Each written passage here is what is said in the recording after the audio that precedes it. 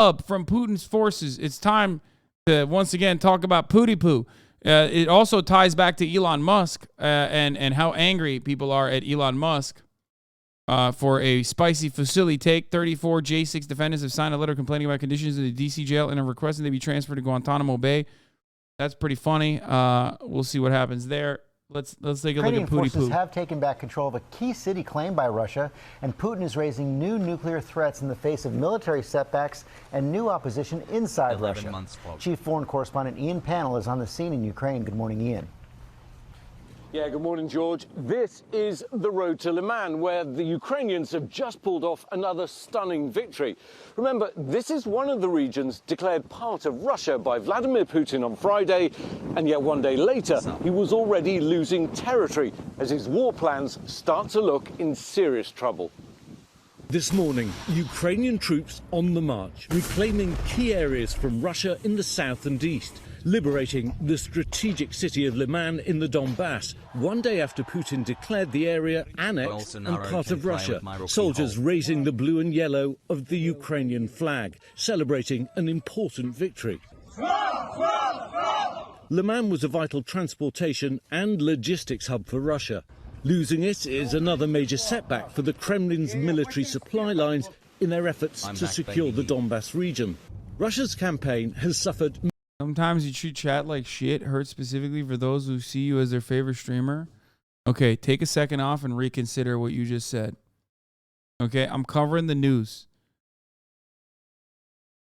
Covering the news. Time and place, time and place, time and place, time and place, time and place, time and place, time and place. This community runs on back and forth interaction. So therefore, I always expect you to conduct yourself in a certain way that is complementary, okay, to the content, to the material. Okay? Stop being parasocial and whining about it. Major setbacks this fall. On almost every front, Putin's army is in real difficulty, struggling to hold on to territory it's occupied. No amount of shambolic mobilization, which is the only way to describe it, no amount of annexation, no amount of even veiled nuclear threats can actually get him out of this particular situation. Russia's brutal and indiscriminate tactics claiming more civilian lives. 2 humanitarian convoys shelled in just over a week. Investigators discovering the gruesome aftermath of this attack that left 24 people dead, including 13 children and a pregnant woman. We see some of the destruction the war has brought this town. When Ukrainian troops swept through here in their counter-offensive, it unleashed a chain of events. Putin mobilizing troops, annexing parts of Ukraine, even threatening to use nuclear weapons. What lies ahead is a more difficult and more dangerous period in this war. So I think the question now is, how does Putin respond? We've heard the threats that he's made about defending these new territories by... Okay. Consent manufacturing happened in the beginning stages of this fucking war, okay? On both sides. Russia tried to act like he wasn't doing a war. Russia tried to act like Vladimir Putin tried to act like he wasn't trying to overtake the entirety of Ukraine all the way to Kyiv, and that this was just a tactical retreat when he wanted to reinforce the eastern flank and the eastern front. Just this month? Okay? That consent manufacturing part already happened. It occurred. The Western state media apparatus, or with the state apparatus, alongside the state apparatus, Western media was basically saying, you know, Ukraine is owning, Ukraine is owning, Ukraine is owning, Ukraine is owning, when Ukraine was not owning, okay? Now we've gotten to a point where Russia has solidified its... What? Bro, U.S. is fault reaction, fuck Putin, guilting meaning? What? What are you saying? Shut up. Stop saying weird shit.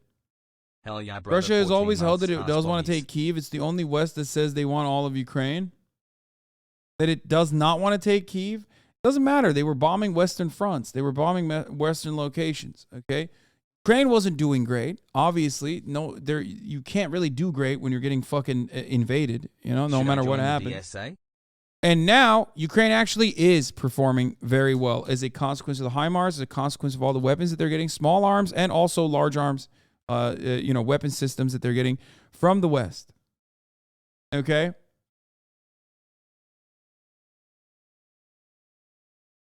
But if you think that this is at this stage consent manufacturing, I don't know what to tell you. It's not. I mean, Ukrainian forces are using everything they can in their fucking power, in their arsenal, to take back some of the territories that they had to retreat from Russian bombing campaigns. Not only is shit not going so well for Russia, if you want further proof that things are not going well for Russia, I mean, you have the forced conscriptions that are happening. That's number one. You don't do that when you're winning. And number two, you have Putin talking about nuclear warfare again. Okay? The idea of like, if you don't let me win, I'm going to fucking do nukes. I'm going to do the nukes.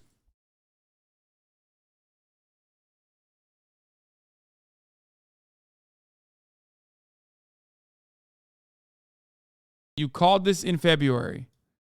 I did. But everyone only remembers me saying it would be, they don't remember me saying it would be insane and it would be impossible and it would be horrifying for Vladimir Putin to try to overtake Ukraine, a country with 44 million citizens, with its nation-state project being, with its nation-state project hinging on, owning Russians. But it doesn't matter. Everybody only fucking hyper-focused on the other side where I was like, Putin is not crazy enough to actually fucking go and HasanAbi is Nazball gang? What? Ew. The fucking least nationalist motherfucker on the planet. Anyway.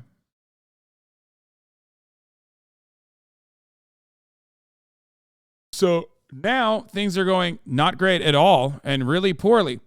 Part of the one of the things that Putin has done is in the LPR, DPR regions institute these elections.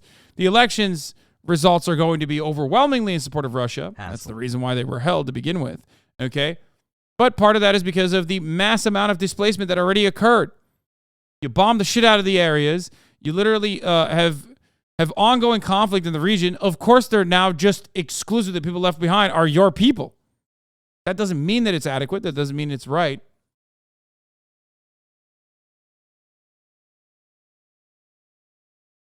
Anyway, let's continue with this. I got to grab my food real quick. By all available means, even making nuclear threats. But for the Ukrainian soldiers here, they won't stop. And what they say is that they're going to drive every Russian from every bit of their land. And for now, it's the Ukrainians who've got the momentum. George? Ian Panel, thanks very much. Let's bring in the top spokesman for the National Security Council, John Kirby. John, you just heard Ian Panel right there saying the Ukrainian forces are not going to stop. How do you assess their gains? They're quite impressive, I think. No question about that when you look at the northeast part of the country, George.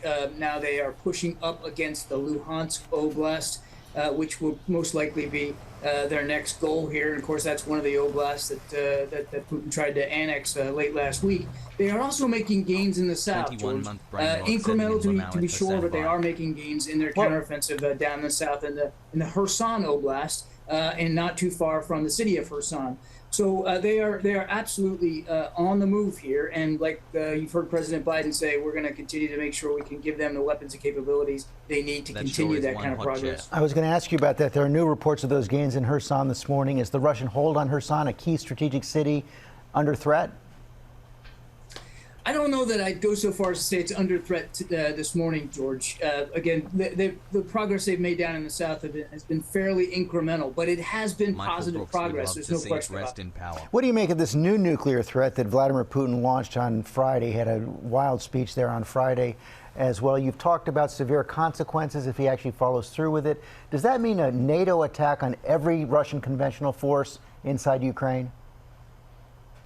I don't think we're at a position now where we can talk about that kind of an outcome, George. I mean, these kinds of threats, first of all, they're consistent with the way he's been talking for the last 7 months. And secondly, they are continuing to be irresponsible rhetoric coming from a nuclear power. There's no reason for him to use that kind of bluster, those kinds of threats. We have to take those threats seriously. We must. It'd be easy if we could just blow it off, but we can't. These are serious threats made by a serious nuclear power. So we're watching this as best we can. Now, what it'll mean in the future, we just don't know. But we've got to make sure that, as President Biden said, that we are ready and prepared to defend every inch of NATO territory, and that Mr. Putin understands how seriously we take our Article 5 commitments to the alliance. In the midst of these threats, we're seeing fierce criticism of Vladimir Putin and his military strategy now, even from inside Russia. Calls for military commanders to be sacked. How unusual is this? How serious a threat is it to Vladimir Putin? I think it's noteworthy for sure. I mean, over the last 7 months, you haven't seen these kinds of fractures and fissures inside Russia.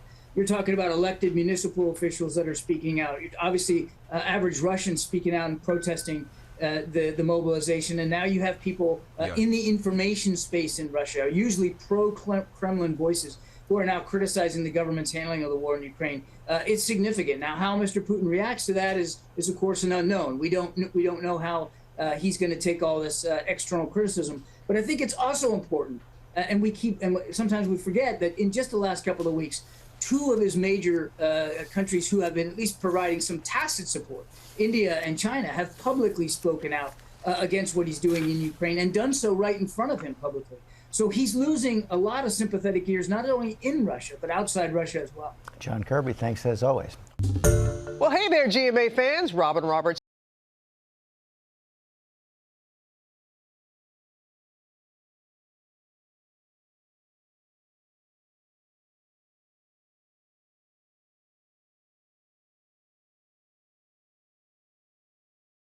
Jeffrey Sachs on Nordstrom's destruction. Destruction of the Nord Stream pipeline, which I would bet was a U.S. action, perhaps